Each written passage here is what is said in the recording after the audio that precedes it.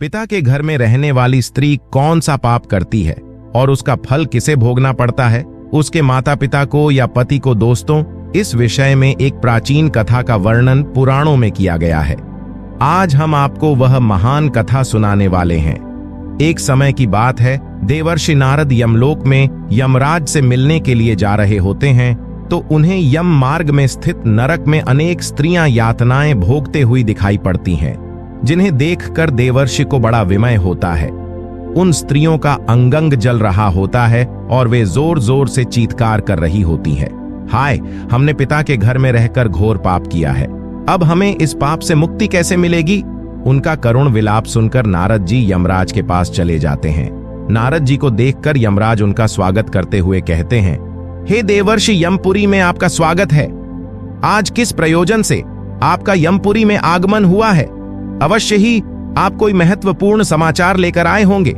देवर्षि नारद कहते हैं, हे धर्मराज, आज मैं आपके दर्शन करने के लिए ही आ रहा था, किंतु मैंने यमपुरी के मार्ग में बड़ी ही विचित्र घटना देखी है, जिससे मेरे मन में शंका निर्माण हो गई है।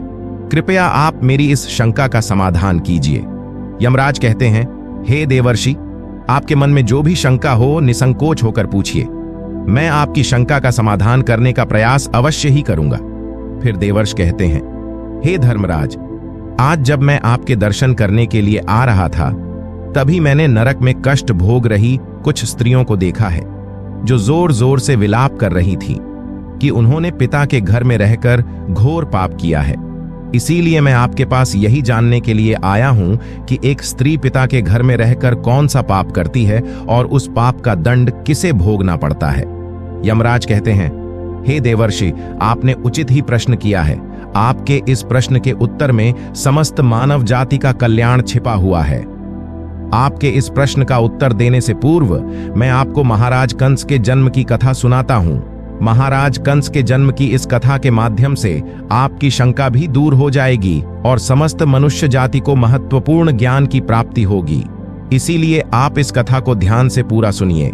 जो भी मनुष्य इस कथा का श्रवण करता है, मैं उसके 32 अपराध माफ करता हूं। देवर्ष कहते हैं, धर्मराज, आप इस कथा को अवश्य कहिए। मैं इस कथा को सुनने के लिए उत्सुक हूं। मैं इस कथा को ध्यानपूर्वक सुनकर इसका प्रचार करूंगा। फिर यमराज देवर्षि को वह कथा सुनाने लगते हैं। हे देवर्षि, 28वें द्वापर युग के आने पर यह इतिहास घटित होने वाला है। यदुकुल नरेश वीरवर उग्रसेन के यहाँ पर जो घटना घटित होने वाली है, मैं उसी का भूतकाल के रूप में आपके समक्ष वर्णन करता हूँ। माथुर प्रदेश में मथुरा नाम की नगरी है। उस नगरी में उग्रसेन नाम के यदुवंशी सम्राट राज्य करते थे। महाराज उग्रसेन बड़े ही पराक्रमी, संपूर्ण धर्मों के तत्व ज्ञान, दानशूर तथा अत्यंत बुद्धिमान थे। महाराज अपनी प्रजा का पालन करने में तत्पर तथा सत्य धर्म का पालन करने वाले थे। उसी समय में विदर्भ नाम के देश पर सत्यकेतु नाम से एक प्रसिद्ध राजा राज्य करते थे। महाराज सत्यकेतु की एक पुत्री थी जिसका नाम पद्मावती था, जो अत्यंत सुंदर, सत्य धर्म का पालन करने वाली, गुणवान, चरित्रवान तथा स्त्री के समस्त गुणों से युक्त साक्षात लक्ष्मी के समान रूप वाली थी। महाराज सत्यकेतु ने जब अपनी पुत्री का विवाह करने का विचार किया और उनके लिए उचित वर्ग खोजने लगे तो उन्हें उस समय पर महाराज उग्रसेन के समान दूसरा कोई दिखाई ना पड़ा। इसीलिए उन्होंने अपनी पुत्री का विवाह महाराज उग्रसेन से करा दिया। विवाह के बाद रानी पद्मावती ने महाराज उग्रसेन की बड़ी सेवा की। रानी पद्मावती के स्नेह और प्रेम से मथुरा नरेश उग्रसेन मुग्ध हो गए और वे पद्मावती को प्राणों से भी अधिक प्रेम करने लगे। वे रानी पद्मावती को साथ लिए बगैर भोजन भी नहीं करते थे। रानी के मुख के दर्शन किए बगैर महाराज को चैन नहीं पड़ता था। महाराज रानी के साथ क्रीड़ा विलास करने में ही समय बिताने लगे। महाराज पद्मावती से इतना प्रेम करने लगे थे कि उसके बिना उन्हें एक क्षण भी चैन नहीं पड़ता था। उन्हें पद्मावती की मधुर बातें अमृत के समान सुख प्रदान करती थीं। पद्मावती की मुस्कान से ही महाराज मंत्रमुग्ध हो जाया करते थे। पद्मावती भी महाराज से बहुत अधिक प्रेम करने लगी थी। इस प्रकार से महाराज उग्रसेन और पद्मावती में परस्पर प्रेम बहुत अधिक बढ़ गया। फिर कुछ समय के पश्चात महारानी पद्मावती के पिता विदर्भ नरेश सत्यकेतु को अपनी पुत्री की बड़ी याद आने लगी। पद्मावती की माता भी अपनी पुत्री के दर्शन न होने के कारण अत्यंत दुखी थी। फिर महाराज सत्यकेतु ने महाराज उग्रसेन के पास अपने दूत को भेजा। उस दूत ने मथुरा जाकर महाराज उग्रसेन से आदरपूर्वक कहा, हे महाराज विदर्भ नरेश, सत्यकेतु ने अपनी कुशल कहलाई है और आपका कुशल समाचार वे पूछ रहे हैं। यदि आपको उनका स्नेह और सम्मान स्वीकार हो तो आप कृपया राजकुमारी पद्मावती को उनके यहाँ भेजने की व्यवस्था कीजिए। वे अपनी पुत्री को देखना चाहते हैं। उन्हें बड़े दिनों से अपनी पुत्री की याद आ रही है और उससे मिलने की उनके मन में बड़ी इच्छा है। महाराज उग्रसेन ने जब दूत के मुख से यह बात सुनी तो उन्होंने बड़े आदर के साथ महाराज सत्यकेतु की इच्छा का स्वागत किया और अपनी उदारता दिखाते हुए उन्होंने अपनी प्राण प्रिया पत्नी पद्मावती को अपने पिता के पास भेजने का निश्चय किया। महारानी पद्मावती अपने पति के निर्णय से अत्यंत प्रसन्न हुई और अपने पति से आज्ञा लेकर पिता से मिलने के लिए रथ में बैठकर चली गई। अपने पिता के घर पहुंचकर पद्मावती ने पिता को नमस्कार किया और उनके चरण स्पर्श किए। अपनी पुत्री को देखकर महाराज सत्यकेतु को और उनकी पत्नी को बड़ी प्रसन्नता हुई। फिर पद्मावती अपने पिता के घर में बड़ी ही प्रसन्नता के साथ रहने लगी। वहां पर वह अपनी सखियों से मिली और उनके साथ स्वच्छंद होकर विहार करने लगी। पहले की तरह ही वह वन में घूमने लगी, नदी सरोवर के पास जाकर विचरण करने लगी। अपने पिता के घर आकर वह पुनः बालिका बन गई और उसके आचरण में भी बालिका की तरह संकोच का भावना रहा और वह इधर उधर स्वतंत्र होकर घूमने लगी। फिर एक दिन की बात है, पद्मावती अपनी सखियों के साथ एक सुंदर पर्वत पर सैर करने के लिए चली गई। उस पर्वत की तराई में एक रमणीय वन दिखाई दिया जो सुंदर सुंदर वृक्षों से शोभा पा रहा था। उस वन में एक अत्यंत मनोहर स्वच्छ जल से भरा हुआ सर्वतोभद्र नाम का सरोवर था। उस सरोवर को देखकर पद्मावती अपनी सखियों को लेकर सरोवर के पास चली गई और उस सरोवर में अपनी सहेलियों के साथ हंसती गाती हुई क्रीड़ा करने लगी। अपने सहेलियों के साथ खेलते कूदते हुए वह अपने पति परमेश्वर को भूल गई और मौज करने लगी। उसी समय कुबेर का एक सेवक गोभी नाम का दैत्य दिव्य विमान पर बैठकर आकाश के मार्ग से कहीं पर जा रहा था। जब वह उस सरोवर के ऊपर से जा रहा था तो उस राक्षस की दृष्टि सुंदर रूप तथा बड़ी बड़ी आंखों वाली राजकुमारी पद्मावती पर पड़ी, जो हंसते खेलते हुए सरोवर में स्नान कर रही थी। उसे देखते ही वह दैत्य आकाश में ही रुक गया। उसे अपनी ज्ञान शक्ति से पता चला कि वह सुंदरी विदर्भ नरेश की पुत्री पद्मावती है, जो महाराज उग्रसेन की प्यारी पत्नी है। वह दैत्य गोभी इस प्रकार से सोचने लगा, हाय, यह पद्मावती कितनी सुंदर है, इसका रूप कितना मनोहर है, किंतु यह पतिव्रता होने के कारण आत्मबल से सुरक्षित है, पर पुरुष के लिए इस सुंदरी को पाना असंभव है। महाराज उग्रसेन बड़ा ही मूर्ख है जो उसने अपनी इतनी सुंदर मनोहर रूप वाली पत्नी को मायके में भेज दिया। यह सुंदरी देवताओं के लिए भी दुर्लभ है। इस समय कामदेव मुझे बहुत पीड़ा दे रहे हैं। मैं कैसे इस सुंदरी के निकट जाऊं और इसका उपभोग करूं? इसके साथ भोग विलास करने की मेरे मन में बड़ी इच्छा हो रही है। इतना सोचते हुए उस राक्षस ने एक उपाय निकाला और फिर उसने महाराज उग्रसेन का रूप धारण किया। उसने पूरी तरह से अपने शरीर को महाराज उग्रसेन में बदल दिया। वह हूबहू महाराज उग्रसेन की तरह ही दिखाई पड़ रहा था। फिर वह उस वन में एक वृक्ष के नीचे जाकर बैठ गया और उसने मधुर संगीत बजाना शुरू कर दिया। वह मधुर संगीत मोहित करने वाला था। जब पद्मावती और उसकी सखियों ने उस मधुर संगीत को सुना तो उनका मन विचलित हो गया और वह मधुर संगीत की तरफ आकर्षित होने लगी। वह सोचने लगी, यह मधुर संगीत कौन बजा रहा है जिसने हम सभी को मंत्र मुग्ध कर डाला है? पद्मावती के मन में उस संगीत बजाने वाले को देखने की इच्छा हो गई। वह उस संगीत का पीछा करते हुए अपनी सखियों के साथ जाने लगी तो उसने देखा कि एक वृक्ष के नीचे कोई पुरुष बैठा है जो महाराज उग्रसेन की तरह दिखाई पड़ रहा था। वास्तव में वह दुष्ट राक्षस गोभी था जो महाराज का रूप धारण करके बैठा हुआ था।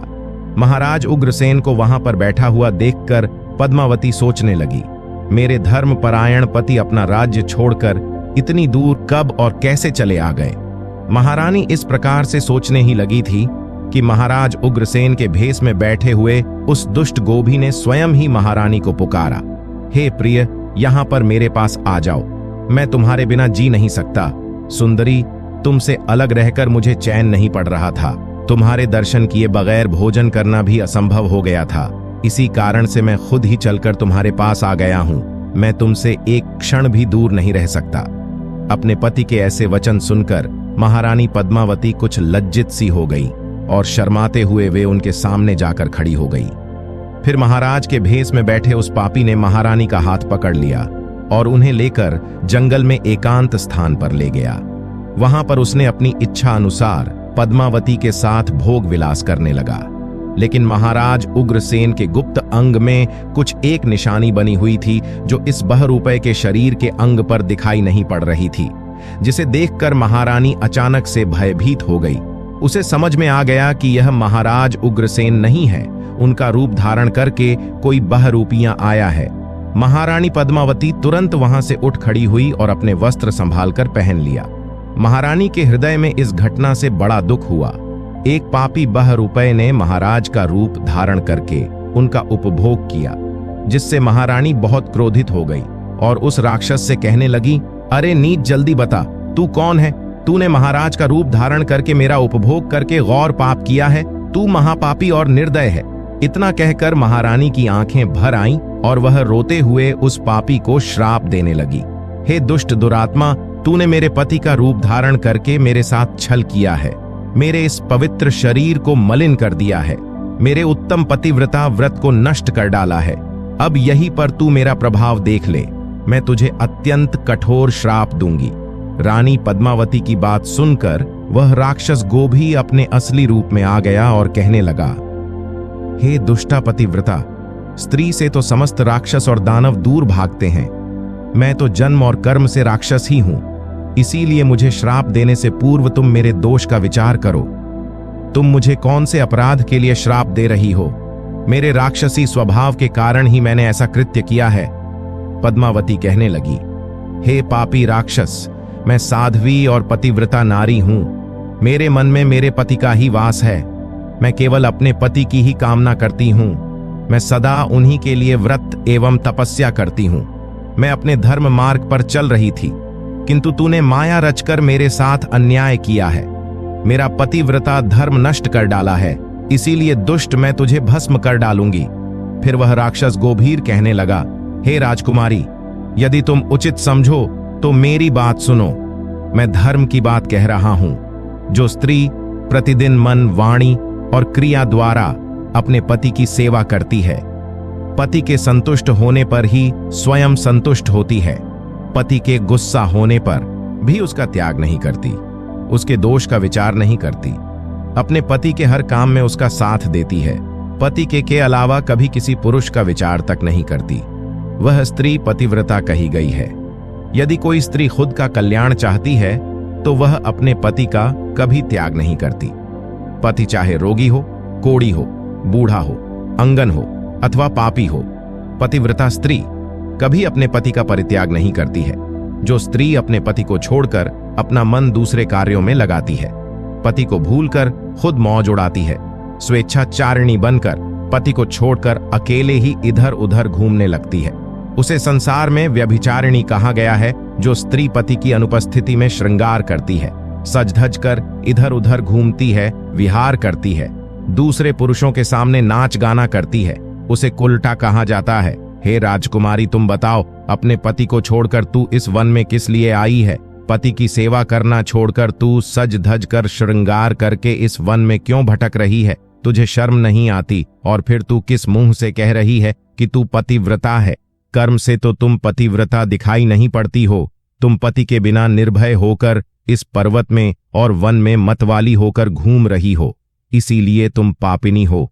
मैंने तुझे सही राह पर लाने के लिए ही तेरा उपभोग करके तुझे दंड दिया है।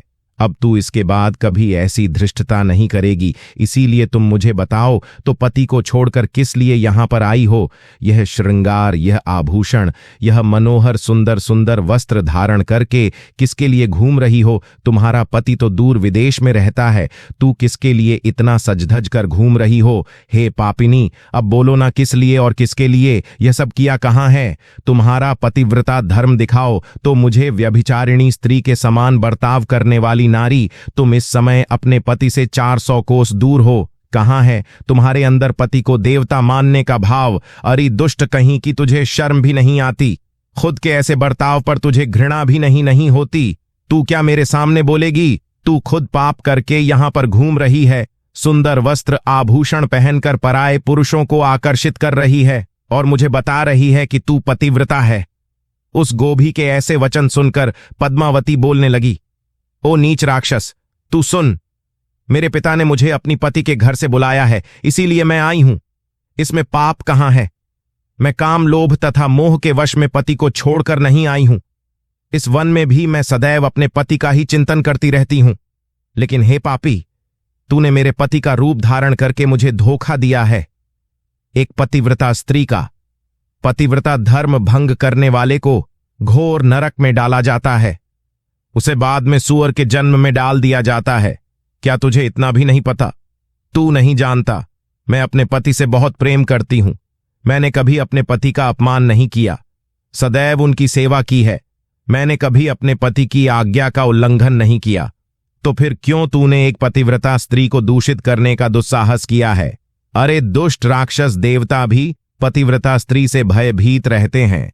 पतिव्रता स्त्री के श्राप से तो सूर्य की अग्नि भी ठंडी पड़ जाती है, सरोवर सूख जाते हैं, वृक्ष फलहीन हो जाते हैं। पतिव्रता स्त्री के बिना यह संसार नष्ट हो जाएगा। फिर गोभीर ने कहा, पद्मावती, अब मेरी बात सुनो। अंधे मनुष्य को कुछ भी दिखाई नहीं देता है। इस समय पर तुम धर्म रूपी नेत्रों से हीन हो गई थी, इसीलिए तुम अपने पति को पहचान नहीं पाई। जिस समय पर तुम्हारे मन में अपने पति का घर छोड़कर पिता के घर पर आने की इच्छा हुई, उसी समय तुम अपने मन से पति की भावना छोड़कर उनके ध्यान से मुक्त हो गई। पतिव्रता स्त्री निरंतर केवल पति का ही चिंतन करती है। जब तुम्हारे अंदर पति से दूर होने की भावना जाग गई, उसी समय तुम्हारे हृदय की आंखें फूट गईं। फिर तुम मुझे कैसे पहचान पाती? तुम अगर सच्ची पतिव्रता होती तो मुझे देखते ही पहचान लेती। पतिव्रता स्त्री के मन में केवल उसका पति ही होता है। वह अपने पति की सुगंध से उसे दूर से ही पहचान लेती है। लेकिन तुम अपने पिता के घर पर आकर अपने पति को भूल चुकी थी, इसीलिए तुमने मुझे पहचाना नहीं और अपना पति समझकर मेरे साथ चली आ गई। गोभी के इस प्रकार के निष्ठुर वचन सुनकर रानी पद्मावती को अपनी भूल का पता चल गया और उसके हृदय में बड़ा दुख हुआ। वह पश्चाताप करने लगी। फिर गोभी ने कहा, हे शुभे, मैंने तुम्हारा उपभोग किया है, जिससे तीनों लोगों को कष्ट पहुंचाने वाला पुत्र उत्पन्न होगा। यही तुम्हारे इस पाप का दंड है। इतना कहकर वह राक्षस गोभी वहां से चला गया। गोभी बड़ा ही दुष्ट और पापी था। उसके मायाजाल में फंसकर एक पवित्र नारी का पतिव्रता धर्म नष्ट हो चुका था। उसके चले जाने के बाद रानी पद्मावती अत्यंत दुखी होकर रोने लगी। उसके रोने की आवाज सुनकर उसकी सखियां दौड़कर उस स्थान पर चली आ गई और पूछने लगी, राजकुमारी, रोती क्यों हो? क्या हुआ महाराज? उग्रसेन कहाँ पर चले गए? फिर महारानी पद्मावती ने अत्यंत दुख से रोते हुए अपनी सखियों को सारी हकीकत बता दी कि किस प्रकार से राक्षस गोभी ने महाराज उग्रसेन का रूप धारण करके उनके साथ छल किया। फिर सखियां पद्मावती को उसके पिता के घर पर ले गई। वहां जाकर रानी पद्मावती शोक और दुख से थर थर कांपने लगी। सखियों ने रानी की माता को सारी बात बता दी। यह बात सुनते ही पद्मावती की माता ने महाराज सत्यकेतु के पास जाकर सारा वृतांत सुना दिया, जिससे महाराज सत्यकेतु को बड़ा दुख हुआ। उन्होंने तुरंत ही अपनी पुत्री को कुछ दूतों के साथ उसके पति के घर पर भेज दिया। उधर महाराज उग्रसेन अपनी पत्नी पद्मावती को आया हुआ देखकर बहुत प्रसन्न हुए। वे बार बार पद्मावती से कहने लगे, हे प्रिय, तुम्हारे बिना मेरा जीवन दुष्कर हो गया था। तुम और कुछ दिन न आती तो मेरे प्राण ही चले जाते। इतना कहते ही रानी पद्मावती महाराज के गले में पड़कर फुट फुट कर रोने लगी। महाराज उग्रसेन कहने लगे, हे सुंदरी, क्या हुआ? क्यों रो रही हो? मुझे बताओ, तुम्हारे दुख का क्या कारण है? पद्मावती ने महाराज को कुछ नहीं बताया और उस पाप को छिपा दिया और प्रेम से महाराज के साथ विहार करने लगी। फिर महारानी का वह भयंकर गर्भ धीरे धीरे बढ़ने लगा। केवल महारानी ही जानती थी कि उसके गर्भ में किसका बच्चा पल रहा है। यह बात उसने कभी महाराज को नहीं बताई। अपने उदर में पल रहे उस राक्षस के बालक के विषय में सोचकर रानी को दिन रात चिंता सताने लगी थी। वह गर्भ 10 वर्ष तक बढ़ता गया और उसके बाद महाभयंकर कंस का जन्म हुआ। वही कंस जब बड़ा हुआ तो उसने तीनों लोकों के निवासियों को कष्ट पहुंचाना शुरू किया और फिर अंत में भगवान श्री कृष्ण के हाथों से उसकी मृत्यु हो गई और उसे मोक्ष प्राप्त हुआ। यमराज कहते हैं, हे देवर्षि, भविष्य में घटित होने वाली इस घटना को मैंने आपको भूतकाल के रूप में सुना दिया है। इस प्रकार से पिता के घर में जो कन्या निवास करती है वह बिगड़ जाती है। अतः कन्या को विवाह के बाद पिता के घर में अधिक समय तक नहीं रहना चाहिए।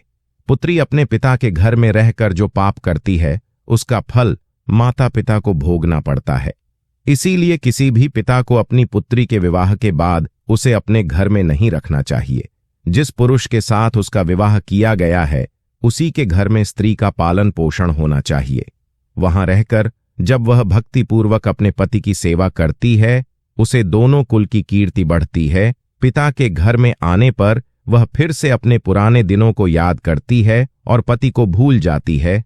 ऐसे में उसके द्वारा अनजाने में ही भयंकर पाप हो सकता है।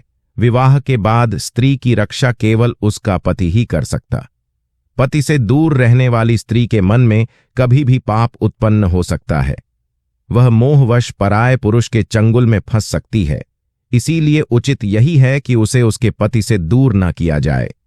यदि वह स्त्री ससुराल में रहकर पाप करती है तो उसका फल उसके पति को भोगना पड़ता है। पुत्री के उत्तम गुणों से ही पिता की कीर्ति बढ़ती है। इसीलिए पुत्री का स्थान उसके पति के घर पर ही होता है। दामाद के साथ भी कन्या को अपने घर में नहीं रखना चाहिए। तो दोस्तों, इस प्रकार से धर्मराज ने देवर्षि नारद को रानी पद्मावती की कथा सुनाकर संसार को उत्तम संदेश दिया है। आपको यह कथा कैसी लगी? कमेंट करके अवश्य बताएं। जानकारी अच्छी लगी तो वीडियो को लाइक जरूर करें। कमेंट में जय श्री कृष्ण अवश्य लिखें। साथ ही चैनल को सब्सक्राइब करें। आप सभी का धन्यवाद।